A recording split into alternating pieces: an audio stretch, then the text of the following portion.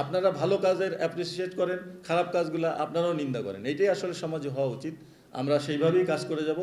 আপনাদের সাথে আমাদের যে জনগণের দূরত্ব, আমাদের সাথে আপনাদের বিশ্বাস যে ভঙ্গ হয়েছে, দীর্ঘ 17 বছরে তারা যে কার্যক্রম করেছে, এটা কিন্তু বাংলাদেশের সব পুলিশ এর সঙ্গে জড়িত না। এবং জনগণেরও একটা ভূমিকা রাখার জন্য গুরুত্বপূর্ণ ভূমিকা পালন করে থাকে। তো জনগণ যদি ল অ্যাবাইডিং হয়, আমাদেরকে বিভিন্ন রকমের রাজনৈতিক প্রশ্ন অনেক সময় করা হয়, এগুলো আমি বলবো আপনারা আমাদেরকে কোনো রাজনৈতিক ব্যাপারে প্রশ্ন করবেন না। আমাদের সঙ্গে শুধু আইন শৃঙ্খলা রক্ষা এবং আপনাদের সাথে যে সেবা দেওয়ার সম্পর্ক, সেই ব্যাপারেই আপনারা কথা বলবেন। তাহলে হয়তো পুলিশ এক সময় দেখবেন যে তারা কোনো রাজনৈতিক স্লোগানও দিবে না, রাজনৈতিক কর্মকাণ্ডেও জড়িত হবে না।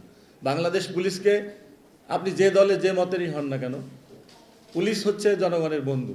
কোনো ধরনের অপরাধ বা সে যদি কোনো ধরনের ভিকটিমের শিকার হয়, অন্যায় শিকার হয়, তার মূল জায়গাটা প্রথমে কিন্তু পুলিশ।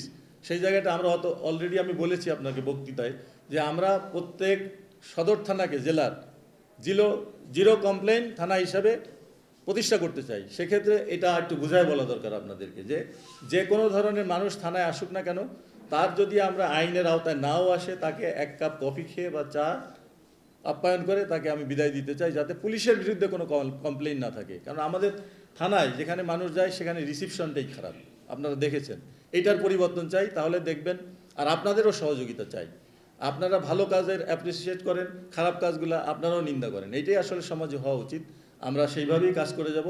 আপনাদের সাথে আমাদের যে জনগণের দূরত্ব, আমাদের সাথে আপনাদের বিশ্বাস যে ভঙ্গ হয়েছে, দীর্ঘ 17 বছরে তারা যে কার্যক্রম করেছে, এটা কিন্তু বাংলাদেশের সব পুলিশ এর সঙ্গে জড়িত না। হাতে গোনা নেতৃত্বে কয়েকজন ছিল, তাদের নিজস্ব স্বার্থ সিদ্ধির জন্য রাষ্ট্রের যে দায়িত্ব পালন করা উচিত ছিল সেটা না করে তারা যে কাজ করেছে, এই জন্য পুলিশের তো দুর্নাম বদনাম হয়েছে।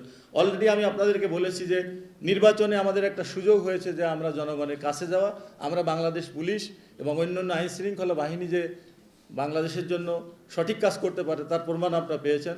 ইতিহাসের সব থেকে নিরপেক্ষ, গ্রহণযোগ্য এবং বিশ্বস্ত একটি নির্বাচনের মাধ্যমে একটা গণতান্ত্রিক সরকার প্রতিষ্ঠিত হয়েছে।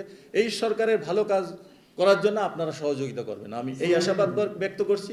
এবং এই কাজগুলো করার জন্য প্রথম কাজ হচ্ছে আইন শৃঙ্খলার উন্নয়ন। আইন শৃঙ্খলা যদি ঠিক না থাকে, বিদেশি বিনিয়োগ আসবে না, আপনার অর্থনৈতিক উন্নয়ন হবে না, আপনার আমার জীবনযাত্রার মানও উন্নয়ন হবে না। সুতরাং আপনি জনগণ এবং আপনাদের সাংবাদিক সমাজ, আদার সকল সামাজিক সংগঠনের সহযোগিতা চাই।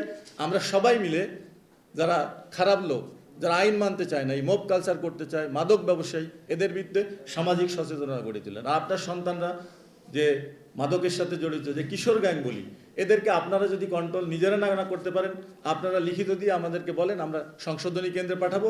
সেখানে দরকার হয় কারিগরি শিক্ষা হোক, তার মেধা অনুযায়ী যে কাজ করতে পারে সেখান থেকে তাদেরকে আপনারা তাদের বিভিন্ন কর্মের সংস্থান করতে পারবেন। ধন্যবাদ।